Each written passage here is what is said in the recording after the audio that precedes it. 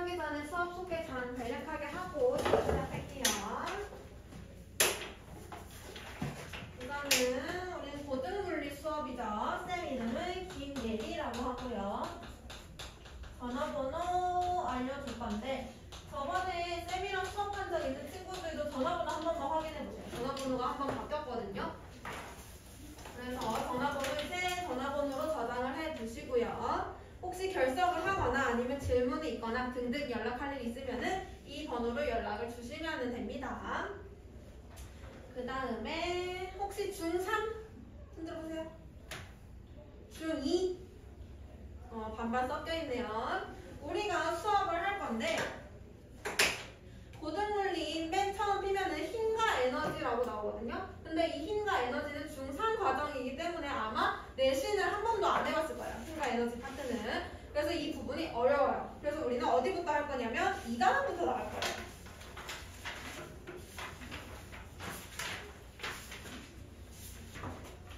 2단원을 보시면은 2단원은 전기에너지. 이거는 중2 과학에서 나오는 내용이기 때문에 아마 중3들은 내신 공부하면서 한 번쯤은 다뤘던 내용일 겁니다. 그래서 중3들은 좀 쉬울 거고 중2들은 아직 안 배웠을 거니까 내신에서 중2들은 조금 어려울 수도 있어요. 근데 1단원보다는 쉽기 때문에 2단원 먼저 나갈 거고요.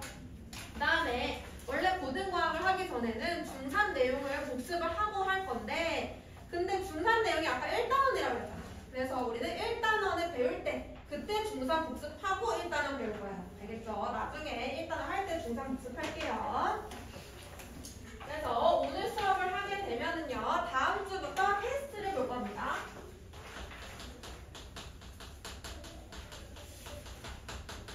1일 테스트를 볼 거고 1일 테스트 커트라인 70점. 그래서 1일 테스트는 객관식, 올 객관식으로 10문제 정도 되고요. 난이도는 아마 이 책이랑 난이도 비슷할 거예요. 그래서 숙제만 열심히 해오고 복습만 열심히 하면은 크게 무리는 없을 건데 혹시라도 70점이 안 됐다. 60점부터는 제 시험을 볼 거예요. 제 시험은 빨리 와서 보거나 아니면 마치고 보거나 그렇게 할 거고 혹은 제 시험 말고도 숙제를 안 해왔다. 그러면 남아서 숙제를 이번에는 하고 갈 거예요. 숙제를 안 해오는 친구들이 너무 많아서 선생님 이름이 어떻게 돼요? 오케이. 아, 책 없지? 아, 일단 앉으세요. 책 받아와야겠네. 그래서 제 시험을 볼 거고 남아서 제 시험을 봤는데도 70점이 안 될 수도 있지. 그러면은 클리닉을 잡을 겁니다. 클리닉. 그래서 주중에 쌤이랑 날짜 잡아서 1대1로 부족한 부분 보충할 거고요. 그래서 클리닉 하기 싫으면은 잘 복습을 해 오시라는 얘기. 그 다음에 1일 테스트 말고 중간에 월말평가처럼 중간평가랑 기말평가가 있어요. 이거는 처음에 배운 내용부터 중간평가 보는 날까지 해서 총 시험 볼 거고요. 기말평가는 그 이후 내용부터 기말평가 때까지 해서 총 시험 볼 겁니다. 시험 보기 일주일 전에 안내가 미리 나갈 거니까 그때 공부를 해오시면 되고 얘도 마찬가지로 커트라인은 70점. 그래서 얘도 재시험 혹은 클리닉이 있을 수도 있습니다. 그 다음에 만약에 결석을 하게 되었다. 결석을 하게 되면은 토요일 날 똑같은 수업이 하나 더 있고요. 그리고 일요일 3시부터 7시까지 또 똑같은 수업이 한 개 더 있어요. 그래서 결석하게 되면은 다른 수업에 대강을 오거나 근데 나는 대강 올 시간도 없다. 그러면은 영상 수업 진행할 겁니다. 쌤 지금 뒤에 보면은 영상을 찍고 있거든요. 저렇게 매주 수업 영상을 찍을 거예요. 그래서 결석하면은 저 영상 집에서 보시고 숙제해 오시고 그리고 그 다음 주에 와서 테스트 본 다음에 혹시 부족한 부분이 있어 보인다? 그러면은 클리닉 잡을 거예요. 알겠죠? 그래서 결석하면은 미리 연락을 주셔야지 대강 안내를 받을 수가 있습니다. 그래서 미리 쌤한테 연락 주거나 아니면은 학원 측으로 전화 주시면은 안내 나갈 겁니다. 자, 그리고 지금 우리 반은 중2, 3들이 모여있기 때문에 중간고사가 중간에 있지. 3월 둘째 주부터 4월달까지 아마 한 4주 동안 중간고사 기간에 들어갈 거예요. 내신반. 그래서 그 기간에는 고등물리 수업은 없어요. 그때는 중간고사 준비를 해야 돼서 한 4주 정도 휴강을 할 겁니다. 그래서 그때는 보존물리 수업이 없다라는 점 미리 알고 있으면 되겠습니다. 혹시 수업에 대해서 궁금한 점 있을까요? 없어요? 바로 수업 시작해도 될까요? 아, 책 가져와야 되네. 오 마이 갓. 그러면은 60페이지 펴서 한 번씩 읽어보고 있으세요. 잠깐만 내려오셔 볼게요.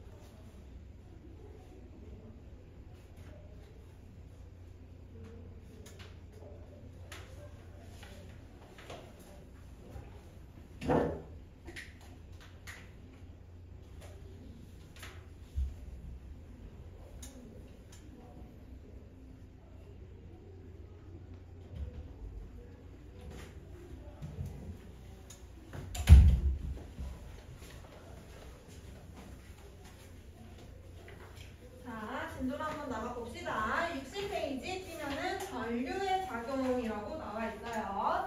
자, 여기 진도 나가기 전에 물리에서는 기호가 계속 나올 건데, 자, 예를 들어볼게.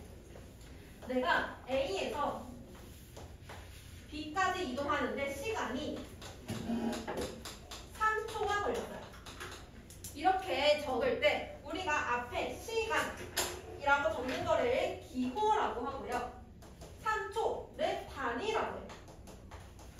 기호랑 단위는 달라요. 혹은 질량이, 어떤 물체의 질량이 10kg이에요. 여기도 질량이 기호고요. kg이 단위예요. 이런 식으로 물리량들을 여러 가지를 배울 건데 그 물리량에는 항상 기호랑 단위가 있어. 근데 기호, 우리가 시간, 질량 이렇게 적으면은 외국인들이 알아볼 수 있어? 알아볼 수 없죠. 한글 모르면. 그래서 우리가 전 세계적으로 공통으로 쓰는 기호가 있어요. 그 기호를 이제부터 배울 건데 물리를 할 때, 특히 고등 물리를 할 때는 이렇게 한글로 안 적고 이제부터는 기호, 영어 알파벳으로 적을 겁니다. 그래서 알파벳에 익숙해지는 연습을 하세요. 자주 나오는 기호부터 알려줄게요. 기호랑 단위, 빈 공간에 적어주십시오. 자, 방금 했던 거 시간. 시간은 기호 T. 기호 T. 단위는 초, 세크, 분, 미니, 시, 아워. 그 다음에 질량. 질량은 기호 M. 단위는 그램이나 킬로그램.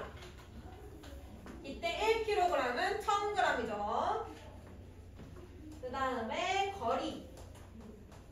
거리는 기호 S. 단위는 미터나 킬로미터. 여기도 마찬가지로 1km가 1000m.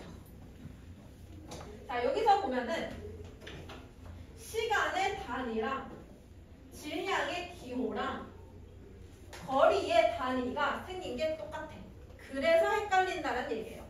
어떤 문제를 봤는데 M이 나왔어. 이게 질량의 기호인지 아니면 시간의 단위인지 알 수가 없어요. 그러니까 잘 파악을 해주셔야 됩니다.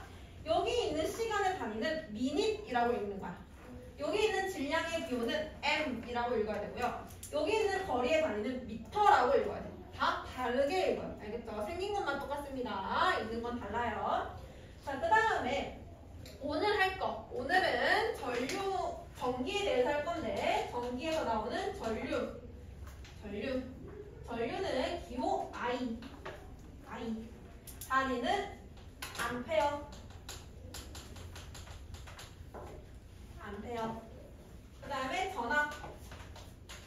전압은 기호 V. 단위는 볼트. 생긴 것만 똑같고 읽을 때는 달라요. 쟤는 V, 얘는 볼트. 그 다음에 저항은 기호 R. 단위가 조금 특이하죠? 옴. 그래서 새로운 물리량들이 나올 때마다 우리는 기호랑 단위 먼저 보고 넘어갈 겁니다. 알겠죠? 오늘은 이 세 가지에 대해서 한번 해볼게요. 자, 전기를 띈다라는 얘기는 똑같은 말로 전류가 흐른다라는 말과 똑같아요. 즉, 전류를 먼저 보면은 전기를 띠기 위해서는 전하가 움직여야 되는데 우리 알고 있는 전하 뭐 있어? 플러스 전하, 마이너스 전하. 플러스 전하를 띠는 거 원자핵이 플러스 전하 띠죠. 마이너스 전하 띠는 거 전자가 마이너스 띠죠. 원자핵이랑 전자 중에 누가 가벼운 애야? 전자가 가벼운 애야. 원자핵은 엄청 무겁고요. 그에 비해 전자는 엄청 가벼워. 원자핵은 무거워서 움직일 수가 없어. 전자는 가벼워서 잘 움직여요. 그래서 전하가 움직일 건데 가벼운 애가 움직일 거예요. 그래서 전류는 전하의 흐름인데 이때 이 전하라는 거는 전자를 의미해요. 전자가 이동을 할 때 그때 전류가 만들어져요. 전자 이동 안 하면은 전류 안 만들어져요. 그러면 전자가 이동을 할 거야. 플러스도 있고 마이너스도 있고 이 상태에서 전자가 움직일 건데 한쪽은 마이너스 극을 걸어주고 다른 쪽은 플러스 극을 걸어줘. 그러면은 얘네가 힘을 발생시킬 건데 마이너스 똑같은 극 만나면 무슨 힘이 발생해? 청력이 무슨 힘이야? 서로 밀어내는 힘이 발생해요. 같은 극이 만나면 청력이 발생해. 마이너스 플러스 서로 다른 극이 만나면은 인력이 발생해. 서로 잡아당기는 힘. 얘는 밀어내는 힘. 인력은 잡아당기는 힘. 그러면은 왼쪽에서는 밀어내고 있고 오른쪽에서는 잡아당기고 있어. 전자는 어디로 움직여야 돼? 전자가 움직이는 방향이 1번일까? 2번일까? 2번? 자, 2번 보세요. 2번. 전자가 2번으로 가면은 마이너스가 어떻게 해? 계속 밀어내잖아. 못 가. 마이너스 쪽으로. 어디로 움직여야 돼? 1번으로 움직여야겠죠. 마이너스가 전자를 밀어. 플러스는 전자를 잡아당겨. 그래서 전자는 마이너스에서 플러스 쪽으로 이동을 하게. 항상 전자는 마이너스에서 플러스로 이동을 해요. 전자의 흐름은 일정. 그래서 전하를 걸어줬어. 전원을 걸어줬어. 그럼 전자가 마이너스에서 플러스로 이동해. 그럼 전류가 흐르지. 근데 여기서 중요한 거. 전류의 방향은 플러스에서 마이너스야. 전자만 반대 방향이야. 왜 그러냐면 특별한 이유가 있는 건 아니고요. 옛날 옛적에 우리가 전류가 전자가 움직여서 만들어지는 거를 몰랐을 적에 과학자들이 이제 생각을 한 거야. 아, 전류는 전하가 움직여서 만들어지는 거구나 라는 것까지는 이해했어. 근데 전자가 아니라 원자핵이 움직이는 줄 알았던 거야. 근데 원자핵은 어디서 어디로 움직여야 돼? 원자핵은 같은 극인 플러스에서 청력을 받고 다른 극인 마이너스에서 인력을 받아. 원자핵은 플러스에서 마이너스 쪽으로 움직일 것이다 라고 생각해.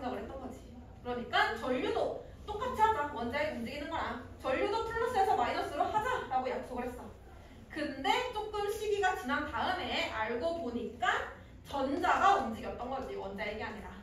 그래서 전자의 이동은 마이너스에서 플러스지만 전류는 옛날에 약속했던 거 그대로 가지고 가자. 플러스에서 마이너스로 그대로 하자. 라고 해서 반대 방향이 돼버린 거예요. 과학자들이 실수를 했던 거지. 그래서 특별한 이유가 있는 건 아니고요. 전자는 마이너스에서 플러스로 흐르는데 전류는 그거에 반대. 플러스에서 마이너스로 전류가 흐른다라고 생각해주면 됩니다. 그 다음에 아까 말했듯이 전류의 기호는 I고요. 단위는 쓸 때는 A, 읽을 때는 암페어라고 읽어야 됩니다.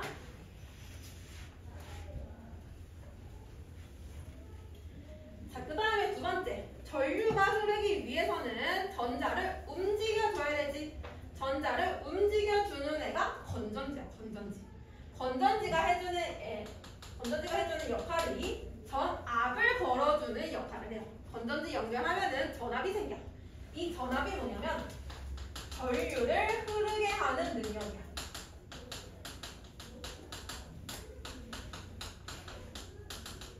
전압이 셀수록 전류는 많이 흐르고요. 전압이 작을수록 전류는 적게 흐르요. 전압은 전류를 흐르게 하는 능력입니다. 그래서 전류의 기호는 V. 전압의 단위는 볼트라고 읽는다고 했죠. 그 다음에 세 번째. 저항을 해볼 건데 저항은 뭐냐면 원자핵이 이동을 하잖아. 전자가 이동을 하잖아. 근데 전자가 이동을 하다가 원자핵을 만난 거야. 그러면은 전자 이동하다가 충돌을 해. 충돌하면은 전자 이동할 수 있어, 없어? 이동 잘 못해요. 원자핵이 길을 막고 있는 거야. 길막하고 있는 거야, 얘가. 그래서 이런 식으로 두 개가 충돌할 때 그때 저항이 만들어져요. 즉 저항은 전류를 방해하는 거를 저항이라고 해. 전류의 흐름을 방해하는 거를 저항이라고 하고 그 방해하는 정도. 왜 전류를 방해한다고? 전자와 원자핵이 충돌하기 때문이라고 했죠. 그래서 전자와 원자핵이 충돌을 많이 할수록 저항은 세져요. 얘네가 충돌하면은 저항이 생긴다. 그럼 저항이 강해지면, 저항이 세지면 전류 잘 흐를 수 있어, 없어? 전류는 잘 못 흐르겠죠. 저항이랑 전류는 반비례 관계에 있습니다. 그리고 저항은 기호 R, 단위는 옴 이라고 쓰면 됩니다. 자, 그래서 세 가지를 볼 건데요. 우선 저항을 결정하는 애는 아까 전압은 건전지가 결정한다고 그랬고, 그치? 저항을 결정하는 애는 건전지가 아니고 얘는 도선이 결정해.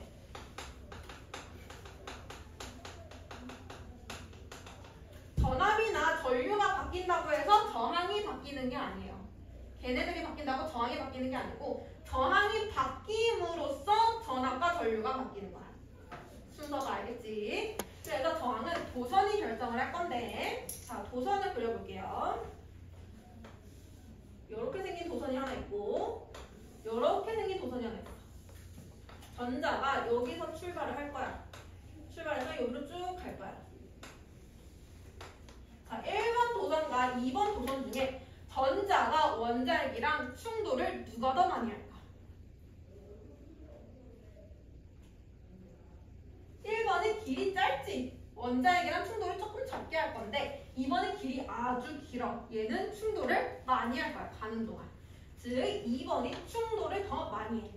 도선 중에서 길이가 길수록, 도선의 길이가 길수록 충돌을 많이 하니까 저항은 커질 수밖에 없겠죠. 충돌 많이 할수록 저항 커진다.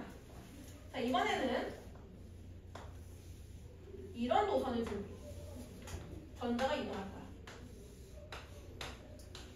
2번이랑 3번 두 개 봐봐. 길이가 똑같다라고 해보자. 조금 다르네. 길이가 똑같다라고 해보자. 2번은 통로가 되게 좁아. 좁은 길로 가는 거야.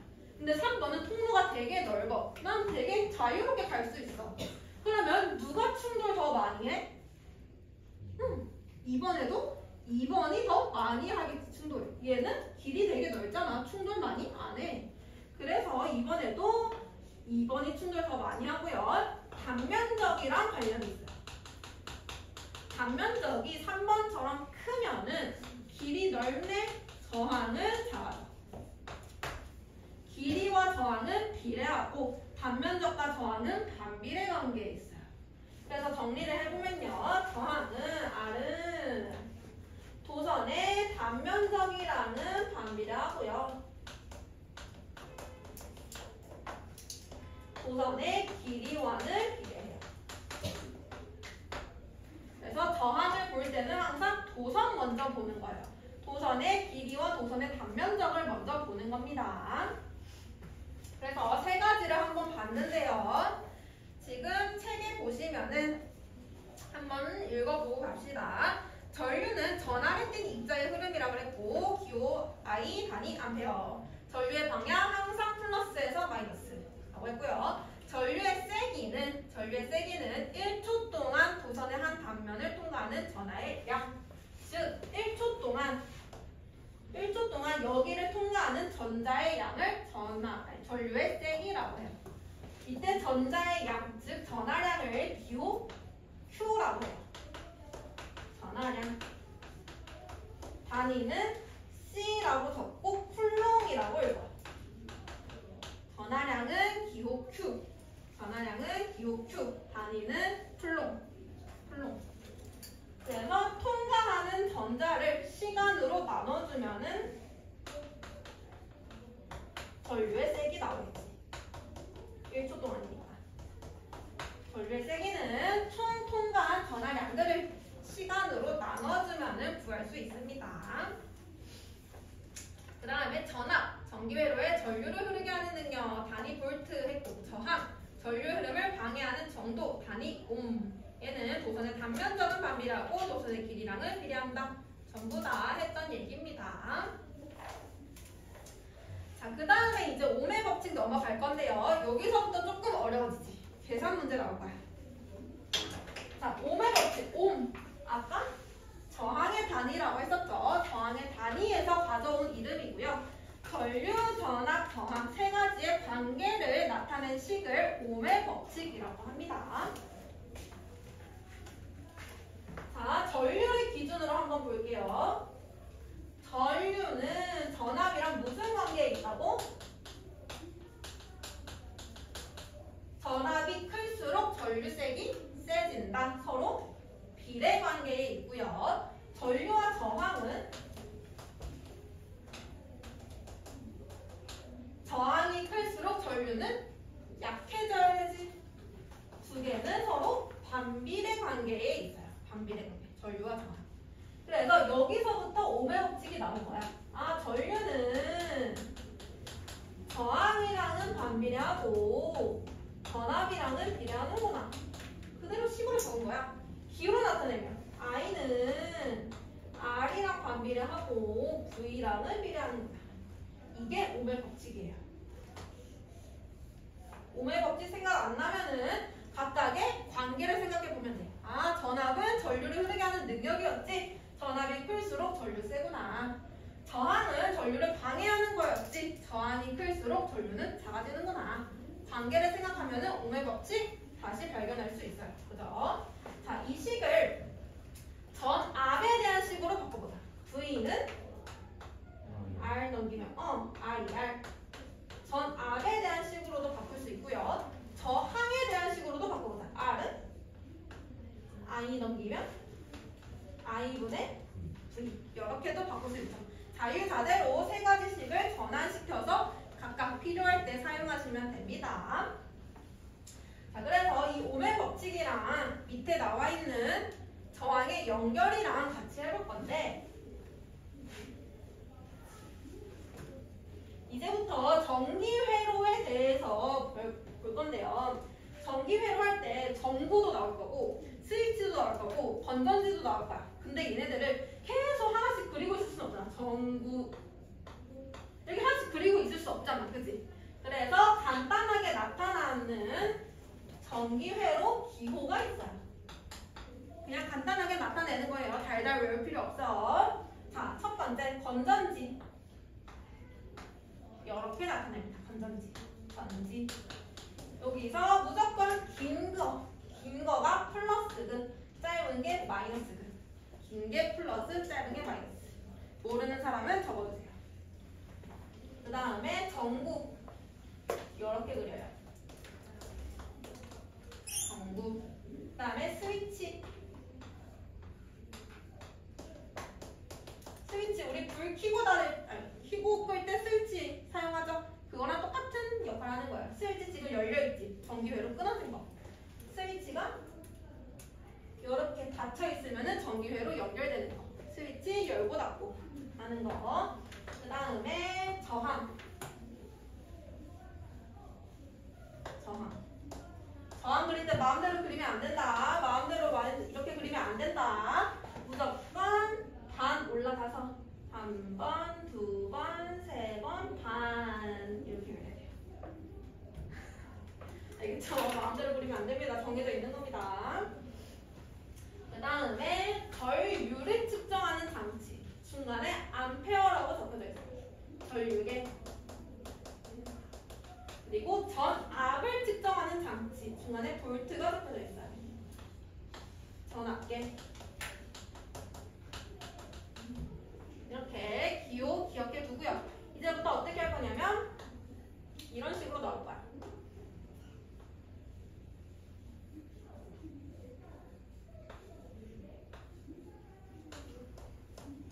이렇게 전기회로 그릴 수 있어요. 그러면은 얘는 전지구나, 얘는 저항이구나, 얘는 전구구나, 얘는 스위치구나. 이렇게 그냥 알면 돼요. 어렵지 않죠? 자, 그래서 뭘 해볼 거냐면 이 저항을 두 개를 회로에 연결을 해볼 거야. 두 개. 근데 연결하는 방법이 두 가지가 있어. 첫 번째, 저항을 연결하는데 한 줄로 연결하는 방법. 이렇게 한 줄로 연결하는 방법이 있고요. 두 번째, 저항을 두 줄로 연결하는 방법.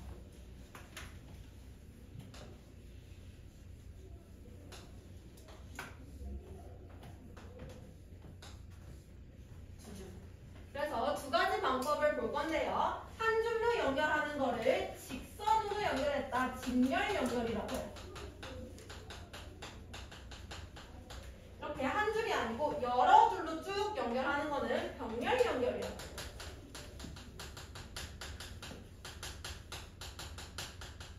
그래서 직렬과 병렬일 때 각각 전류, 전압, 저항이 달라져. 그래서 그거를 찾아볼 겁니다. 첫 번째 저항을 R1, 두 번째 저항을 R2, 전체 저항을 R.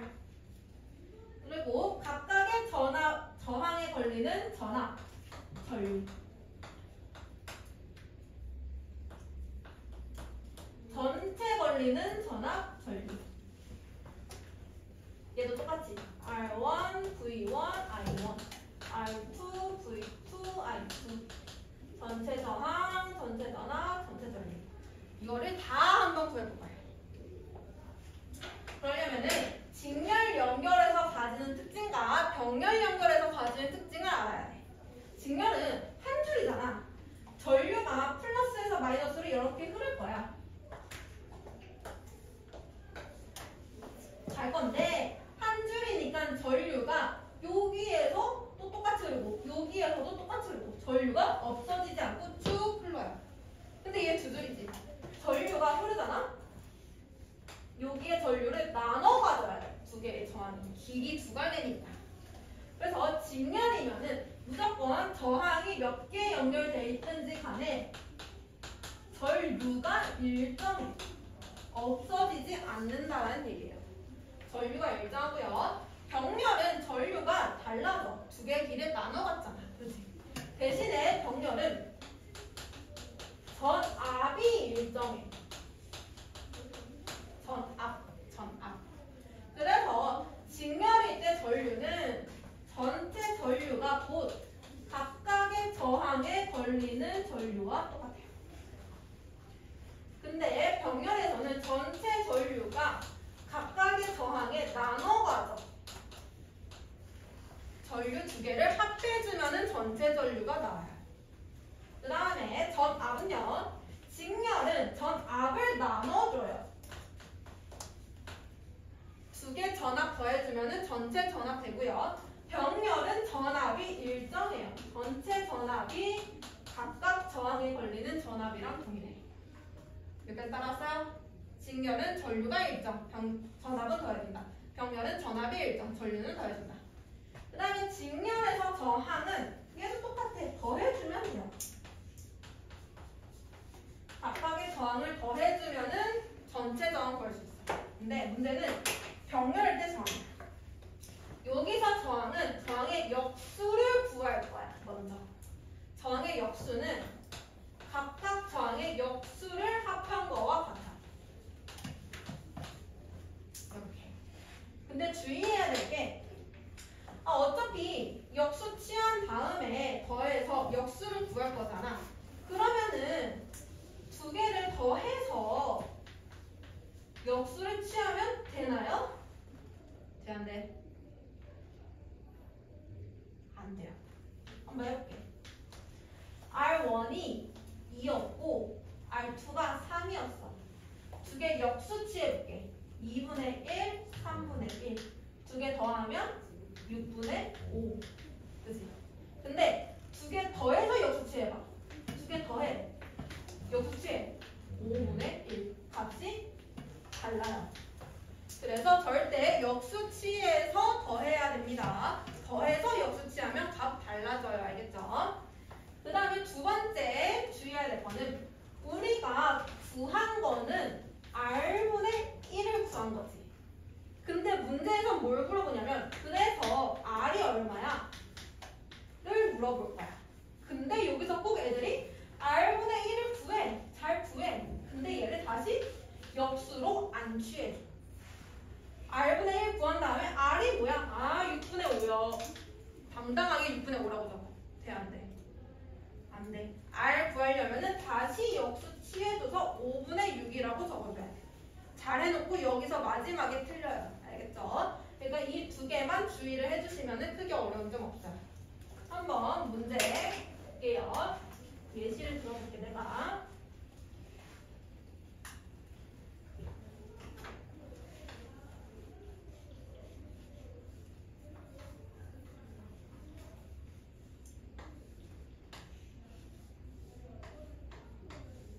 자, 병렬 연결인데 R1이 1이고 R2가 2야. 그 다음에 전체 전압이 9야.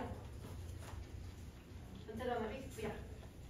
그러면은 여기서 각각의 V1, I1, V2, I2, R, I 다 구할 수 있어. 한번 해봐. 빨간색으로 적어준 거를 한번 그려보세요.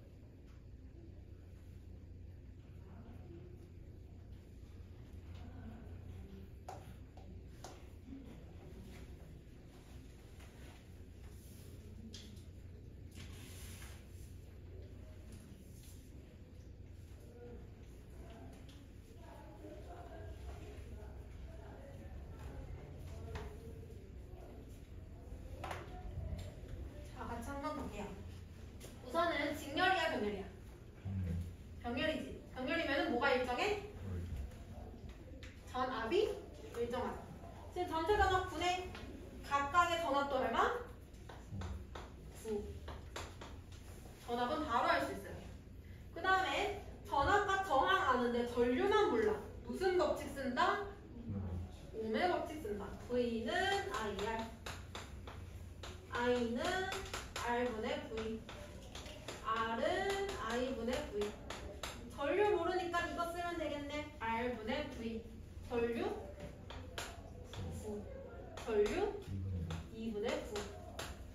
전체 전류 어떻게 구해요? 합치면 되죠. 9 플러스 2분의 9.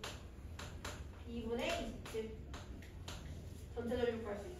그럼 전류 알고 전압 안에 저항 이걸로 구해도 되고 아니면은 두 개 저항 역수치해서 구해줘도 되잖아.